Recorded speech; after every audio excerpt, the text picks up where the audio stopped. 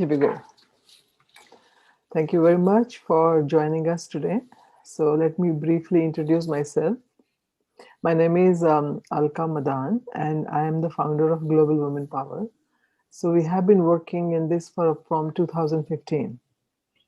So our idea was always to help women connect with each other and distribute power evenly, so that women who is with little less power gets power from the women who is more powerful, and then grow together. So in this process, we have helped about 2,000 plus women, help them set up their businesses, give business counseling, loan them money here and there, and then find jobs by giving them skill training or things like that. So at present, I am on board with Fremont City and on advisory board, and also acknowledged by Google as one of the nonprofit. So we did a series called Sheroes, Meet Our Sheroes, right? And then we interviewed many women. So one day I talked to Nancy. I said, let's start meeting, man behind the woman. Let's reverse it a little, and then, because that's very, very, very important, because all the Sheroes, they just struggled. They just kept going, kept going. So I want to bring an example for our audience, that how a woman, if she has somebody who is supporting her, that how her journey becomes easier. Good. So from there we will start. First, I will ask Mary what had been her success story. Are you asking me? Yeah. What's my story? Your success story. My success story. I just want to say hi, Mary. Hi, Perry. Go ahead. Hi. Good to see you. Thank you for the invitation to be a part of this. This is very interesting, and it's exciting to learn about the work that you're doing. You're very welcome. Perry and I have been together for the last 11 years, 12 years. We met 12 years ago, and we've been married now for 11 years. When we got together, we found that we had several things in common and a few things not at all in common. The in common things, we both love photography. We both have marketing experience. Mine is learned by mistakes. His is far more professional than mine. I had spent a number of years in the nonprofit world in terms of marketing, and Perry is a professional marketer, marketing professional. So we had those things to talk about that we enjoyed and found in common. One thing that was very different was our life of faith. At the time we met, I was in seminary. I'm a Presbyterian pastor now. Perry was not brought up in the church and didn't have or doesn't have the language of faith that I grew up with. So we felt like that we needed to talk about that a lot because I wasn't going to change my path. I had wanted to be a pastor since I was 8 years old. So one of the things we came to understand, that one of the things you learn in life is that it's better not to try to change the other person, but to come to appreciate the person for who they are and the gifts that they have and what they bring to the relationship and to the world. And at that point, I think we began to see that we could acknowledge the strengths and the benefits of each other and not feel the need to change the other person to fit a predetermined pattern that we may have had in our minds. So that began our journey. And I would say that his support over those years has certainly led to my success and to my being able to flourish in this new environment and this new vocation that I was following at the time we met. So would it have been different if he wasn't around? Oh, I think it certainly would have been different if he wasn't around. It can be a long, lonely path with nobody to support you and help you. I had been a widow for about 10 years and had learned to live rather independently. And all of a sudden having somebody around who actually wanted to help me was a surprise and a delight. Just to give you one small example, in the very beginning when I was in school, the classes were in Charlotte, and we live near Asheville. It's about 2 hours drive between the two cities. And so I had to get up at 4:30 on Saturday morning to drive to Charlotte for classes, which I'd been doing for about 3 years on my own. And when Perry came along, he agreed or offered to get up at 4:30 on Saturday morning and drive me to Charlotte so that I could have 2 extra hours either to sleep in the car early in the morning or to do extra work. It was things like that that made the whole journey not only a little bit easier, but also far more fun, gave me an opportunity to relax a little bit. I didn't have to take care of every kind of detail because Perry was there to support me along the way. Perfect.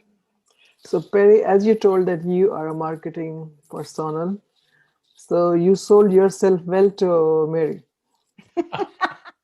Well, I suppose we did. Sold each other. We met online by chance. I was sort of in the market and she wasn't, but she was helping a friend who was, and all of a sudden my name popped up and she sent me an instant message and I sent her an instant message back, and we had dinner that night, and we were married less than a year later. Perfect. I wish everybody has that dream story, you know. Yeah. It seems very easy. Oh, yeah. Well, it does. But So how easy is it to be in a woman's shoes, you know, when it comes to the professional world? And what kind of, you know, challenges you see that a woman faces from your eyes? you're asking Mary or me? I'm asking you. Oh, well, her profession now is very well represented by women. When prior to her becoming a Presbyterian minister, she was the vice president of adult programming for a very old Presbyterian conference center here in the Asheville area called Montreat. And so in that, she had to work with marketing people. She had to work with promotional, public relations, and meeting makers and a variety of people. And because she's strong and independent in her own right, I never sensed that she had any trouble speaking up for herself at all. Generally, she's the extrovert in the family, and I'm the introvert in the family. So there's never any hesitation to speak up. And I've always, in my lifetime, have felt that we're all equal. I mean, women aren't lesser or more than men, and different colored people aren't lesser or more than other people.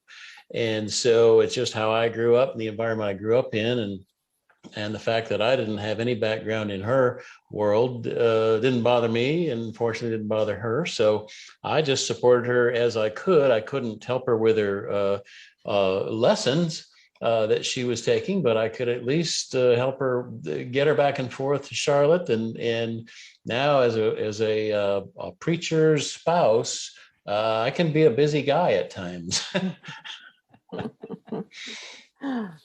All right. So, you know, I know because our organization also does not stresses on feminism or how women or men are different. So we are talking on a level, you know, in which we are all indoctrinated, like man becomes indoctrinated in a certain way and woman becomes indoctrinated in a certain way. But even then, woman has a female part of her, and then man has male part of her. If you find a strong woman, you know, who is deciding for herself, who is taking care of herself, so what is it that she needs at home, and that you provided? Yeah, just unquestioning support. to be her best self that she wants to be, without me trying to mold or guide what direction she should take. I need to be quiet and listen. I think it's a real good idea to be quiet and listen generally, rather than be quick to say, but wait, no, I've got something more important to say than you do. And we don't learn very fast. So that's always been my motive, to be an equal partner in a marriage. And so, we've both been married more than once. And so we've had a little more experience at it than maybe somebody who hasn't. But regardless, it's just important to be supportive in any way that you can, and listen carefully. Perfect. And Mary, another question I have, because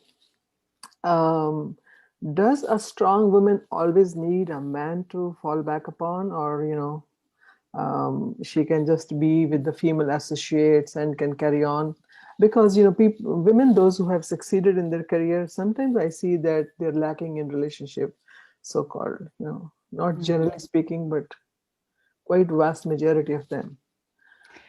Well, I think depending on the gifts of the particular person, male or female, they can do it on their own if they're gifted in that area and following their gifts and their passion, of course. At the same time, I think it makes it far more pleasurable, far more enjoyable. And for me, knowing that there's somebody at home to talk to, knowing that I'm me, the extrovert, I'm not alone, all those hours at home. And especially during the pandemic, that has been nice. But I think just knowing there's somebody in your corner. Perry has never one time tried to advise me on church leadership or working with a congregation or writing a sermon or any of those kinds of things. At the same time, I know he's there to support me. And in a number of cases, it has turned out that we have needed, whatever church I was serving, we might have needed some technical advice for everything, especially in the pandemic now, from cameras to sound equipment to, those kinds of things. And I know that I can ask him to meet with the leadership team of the church at any time, and that he'd be happy to do that and offer his expertise. So in that respect, it feels very much like a partnership. Although I try to be careful and not overpromise for him if there's something new and different coming up that I think I'd like to suggest to my church leadership that they could talk to him about it. I'm always careful to ask him about that first and get his opinion, and what he says goes. So if he says, I really don't feel comfortable, I don't want to do that, then that settles it. But at the same time, when he is able to step up and help people with the expertise that he does have, I think it's very beneficial. And it gives me added confidence, I guess, in terms of how I can provide leadership maybe in this arena that has his technical expertise. It would be the same as if, you and I were real good friends. We knew each other well. I knew all your gifts, and I might want to suggest your gifts to people. Then I would check with you first. So it's really a partnership is the word I keep coming up with. I feel like that he wants my church to flourish as much as I do, and he's willing to offer in an advisory capacity any way that he can to help it flourish without being taken advantage of. Perfect. So, as you see in my name, it says Dr. Alka Chopra Madan. So I'm a metaphysical counselor. So I do marriage counseling also. Mm-hmm. And sometimes when I put couples together and I ask, okay, tell me 10 good points he has. And they say, oh my God, 10 good points, even after staying for 20 years together, they just kind of come like this, like 1, 2, 3, 4. 1 or 2, and say, oh. So that is what, I just wanted your insight on that, how much you appreciate each other on daily basis and then keep pushing each other, So that is also one question I have from Perry. Yeah. Yeah, I mean, I have always been gravitated to people who feel an independence and who aren't needy. The last person I want to spend much time with is someone who just clings on and to my every word like a puppy. I mean, I've got a dog that does that. I don't need a person to do that. So that's probably the most important thing, and the fact that we do share some common interests is great. As it's really nice as we're, say, walking along outdoors on a wooded path. Mary will say, look at how the shadows of those leaves are cast down on the path itself.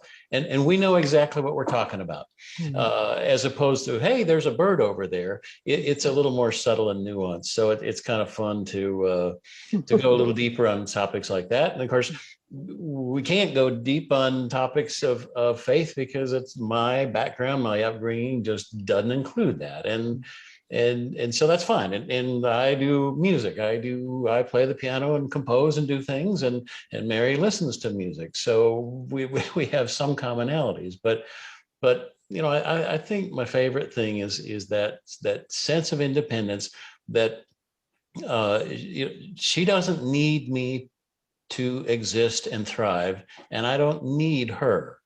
But we are both much more. It's a much richer experience when we are both taking this path together, and we appreciate and cherish that every day as we're approaching retirement here.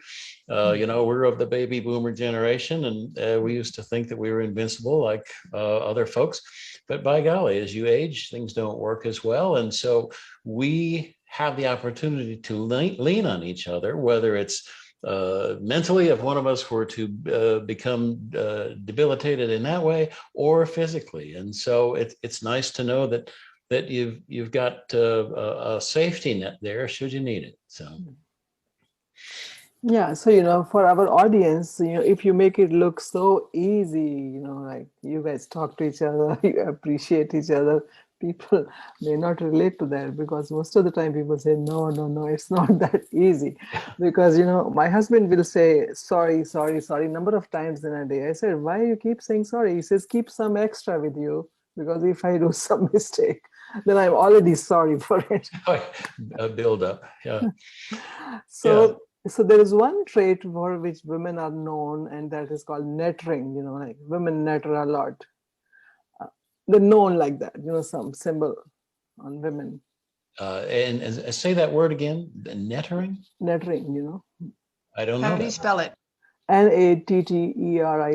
Netter. Oh, lettering. No, lettering. Nettering. Oh, lettering. No, it starts with N. And nettering. Don't know that word. Huh. That's a new word to me. Really? Yep. There you go. Nancy, can you check that word? I don't know if I'm saying it wrong. So meanwhile, I will tell a joke on that. This woman used to correct her husband a lot. I don't like your friends. Why don't you change your kind of friends? Yeah. And then he changed his kind of friends. And she said, oh, you drink too much alcohol, reduce it. And I do not like this color on you. And then, 7-8 years happened in marriage. So he changed over a period of time, whatever she asked her to do. Oh. And now she tells him, oh, you're no longer the same old man I knew. Well. Huh? It's N-A-T-T-E-R, Netter, yeah. To talk casually, especially about unimportant We're having trouble hearing you, Nancy. I think. Is there any other meaning too? Can you? You know what? I was off. I was muted. I'll That's read better. it again. It means to talk casually, especially about unimportant matters, to chatter. Oh, okay. Right. Keep correcting. We learned something new today. Right. Idle talk or conversation. Yeah. So N-A-T-T-E-R. Good. All right. So is that what your challenge also? Like she corrects you and tries to fix you? Uh, no, I mean, again, as Mary said at the very beginning, if we learned anything back in our first several decades of life, it's that it's futile and exhausting to work to change someone else when there's Perfect. so much that you can do just to improve yourself. If you invest all that energy that you might have invested to change the other person inward and perhaps improve yourself, listen again. If she says, I really like it when this, or I prefer that, not that, but without pestering and 3 times a day or something like that, I may hear it after a few times, and I may not.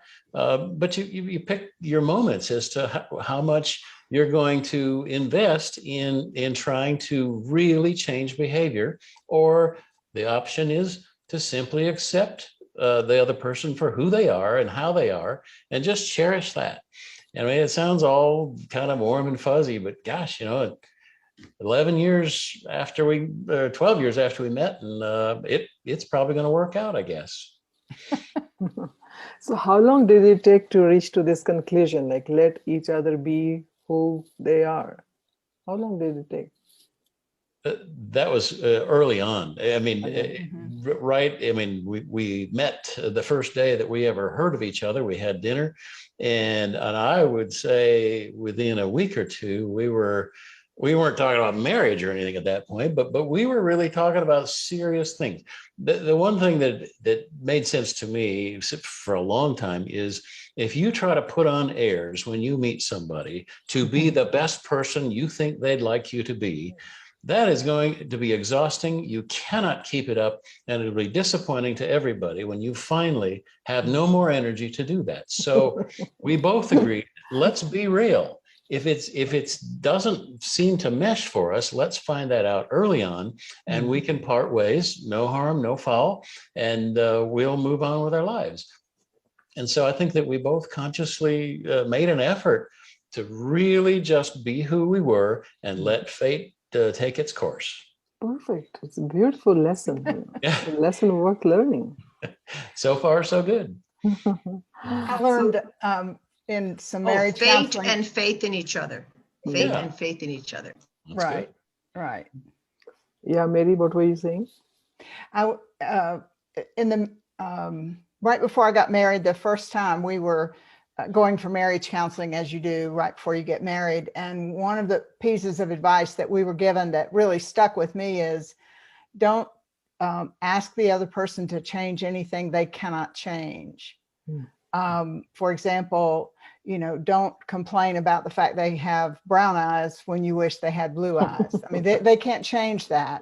And that really struck me. And I worked hard at that. I have over a lifetime with everybody. So I think, for me coming into the marriage, that part was something I'd worked on for years. One of the things that I appreciated most about Perry is what a calm personality he has. He's very, very level-headed all the way through and thinks very logically. And I'm the other one. I'm the emotional roller coaster like that. So I was very highly attracted to his calm nature and wanted to learn from him.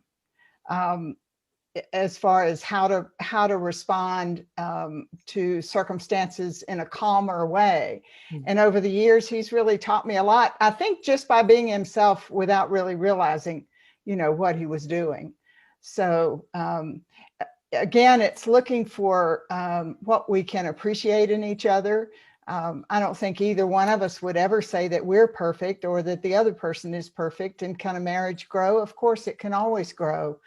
And we keep focused on that as a direction, I think, and that helps us a lot. We have a funny little saying that when we were single and looking, I was probably looking for a preacher man. And Perry was looking for what we call locally a granola girl. And I got the granola man and he got the preacher girl. So, there's humor in that. Enjoy that. Live with those differences and find that fun rather than frustrating. Well, and I might add that as I've learned long ago, and it's served me well.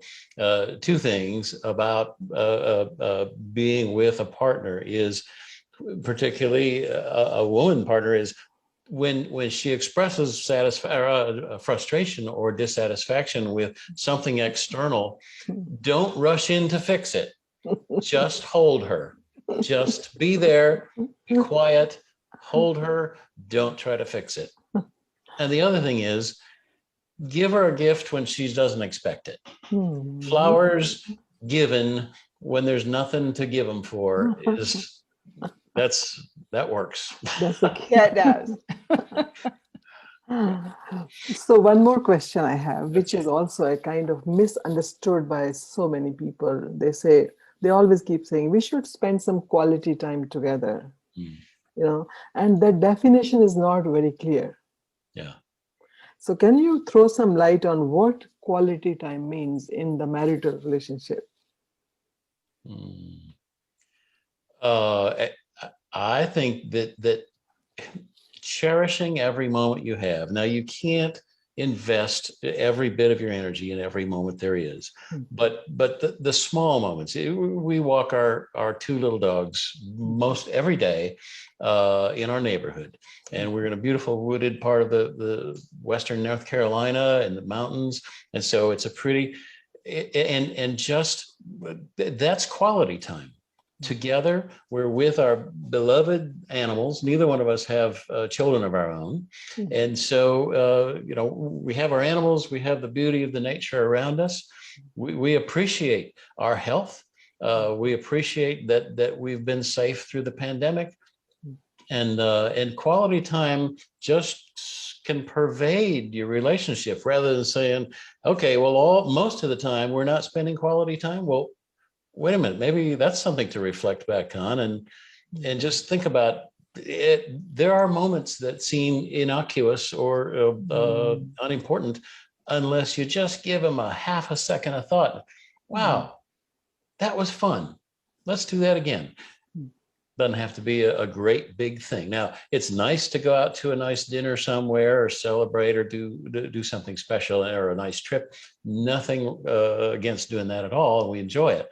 But spread it out through the day, through your years. And I think that's our definition of quality time. I'll let Mary speak for herself. Very nice. I heard the average couple spends 2 hours a week quality time with themselves. Oh. Ooh.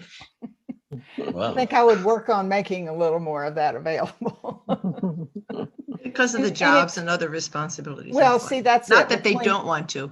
Between jobs and people raising children, their whole schedules and their lives and focus are very different. As Perry said, we don't have children. We met each other later in life. I was working full time at the time. One of the things we did was when I came home from work every day, we had what we called couch time. We sat down on the sofa and just sort of unpacked our day together. And that usually took, 45 minutes to an hour, maybe, just chit-chatting about this and that. Perry would tell me about clients he had talked to and projects he was working on. I would tell him about, different people that I had come in contact with throughout my day. And then we'd get up and prepare dinner together. That's another thing we do together every night is put our meals together. And before the pandemic, I will say one of the very supportive things he's always done is if I didn't want to mess with dinner, I'd say, let's go XYZ and get a bite to eat. He was always right on it. Okay, that's fine. Let's go. It just wasn't something worth, more discussion. When you had the COVID pandemic during the lockdowns, did you do like services and sermons online, like Zoom? Yes, I started with this congregation. I'm actually an interim pastor. Their pastor of 20 years had retired. And when I started with them was in May of last year. So we were already in lockdown. So all of my interaction with them has been on Zoom.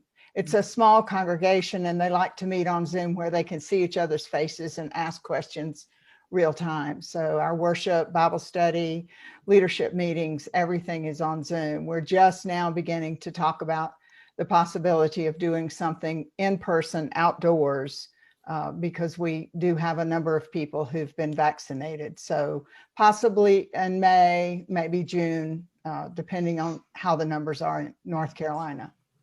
So you can see that the composition of Mary's image right now, with the bookcases in the background, the lighting, the little lav mic, the size and everything, that is her every Sunday morning at 10 o'clock.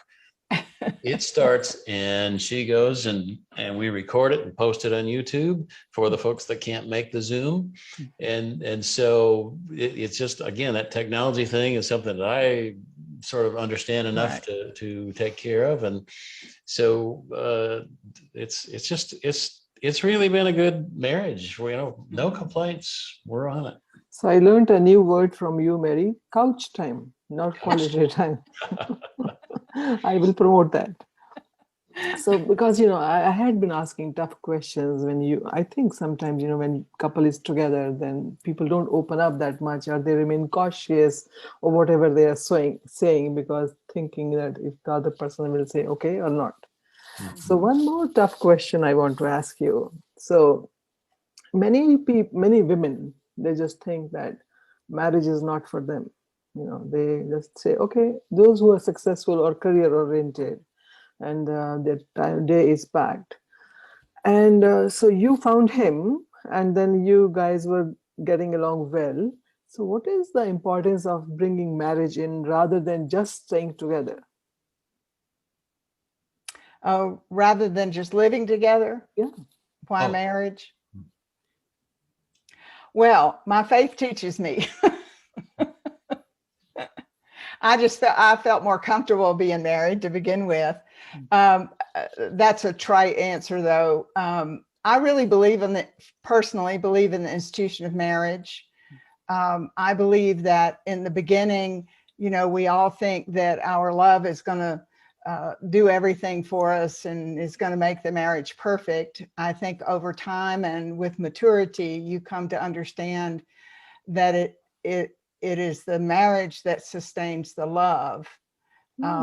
And that the love becomes valuable and the marriage becomes valuable enough to continue to work on it. That sometimes, we can get frustrated and tired and say, okay, I'm just going to take my marbles and go home and play another game with some other people. But the marriage to me is truly a lifetime commitment. And you don't just walk away from it, you stick to it. And sometimes when the rocks develop in the relationship, you have to put energy into climbing over them and finding the person on the other side. And what does that take? My first marriage, my first husband developed a rare brain disease. And so for the last 10 years of our marriage, he had mental problems. I mean, it was a progressive dementia. Had we not been married, I don't know, maybe I could have just said, well, okay, rest of the family, you all take care of him. But that wasn't the case. I was committed to him and was going to take care of him.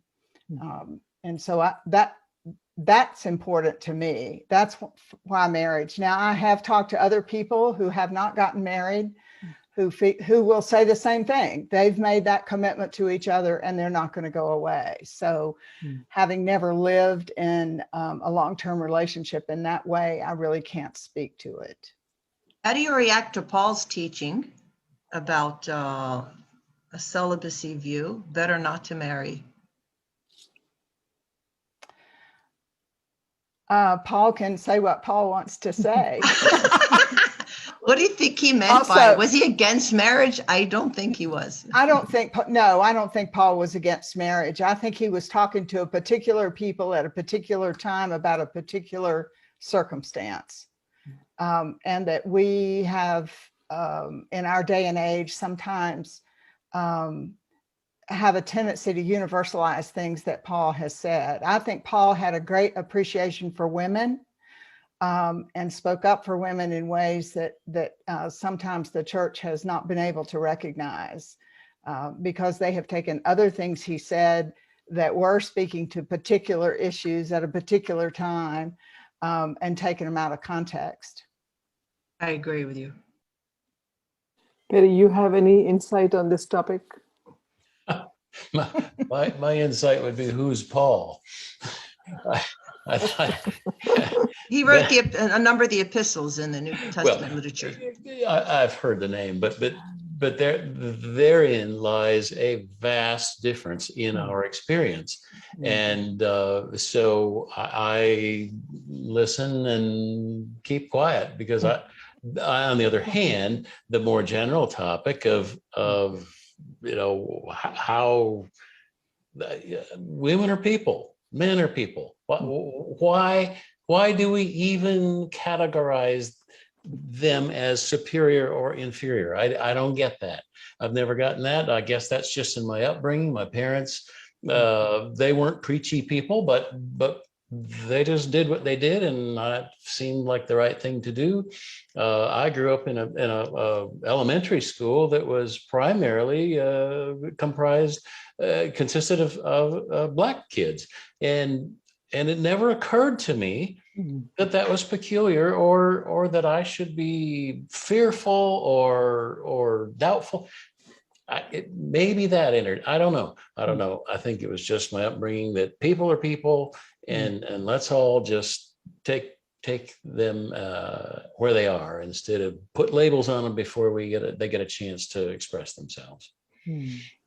That's what I believe in too. That's why, we're bringing out these topics, so that, people, where they are getting in complicated relationship, they should simplify it. Yeah, exactly. So there was one celebrity I know, and he was going to get married to another celebrity. So he said, one of my friend advised me, treat your woman like you will treat a man, and that will keep the marriage successful. And he said, I bought into it. And that's what you're talking, like we are all people. Maybe we are nobody less, more. Sure. So thank you very much. Very insightful. And I want to take your permission that if we share this video in different groups, is that okay with you? That'd be fine. Yeah. Yes. That'd be fine. Yeah.